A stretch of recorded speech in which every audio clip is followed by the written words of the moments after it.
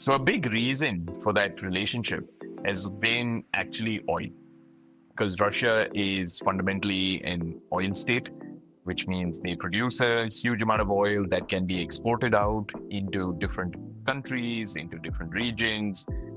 Europe has a lot of Russian oil that's going in. India is one of the biggest sort of buyers of Russian oil.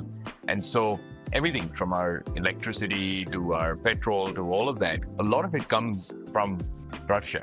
And so India has been very dependent on Russia for that. India is not an oil making country, right, per se. I mean, yeah, there are small little oil fields, but it's not big enough to sustain the number of people that we have. And so we do need oil from other countries. And Russia is one of those big importing countries for us.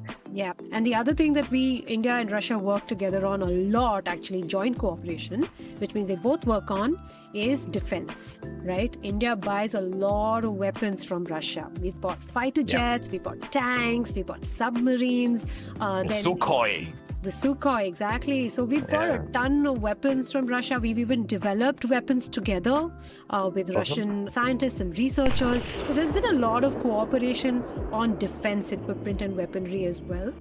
It helps both countries obviously build up their security. And the third big reason that we've been very good friends is because of politics. And as I was saying, the geopolitical environment, right?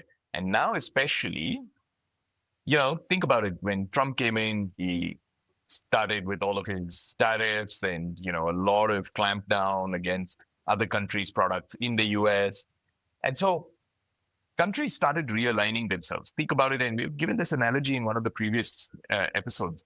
Think of it as a big playground, right? The whole world is a big playground. And you have multiple groups of friends who are playing. And then there's one bully who comes in and tries to break away another group, or starts kind of commanding over everyone else. If you're my friend, you can't be his friend, basically. Correct. Those kind of things, right? Which happens in every playground, not necessarily great, but it happens. Similarly, in the world playground as well, it happens. And so when US came so strongly, India started realigning itself more to Russia because, there are a few different countries which are fighting the most against the US from a tariff perspective, who have suffered the most.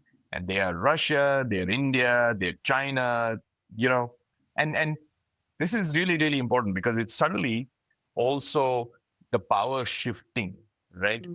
China is one of the largest economies in the world. US still is the largest. China is, I think, second or third.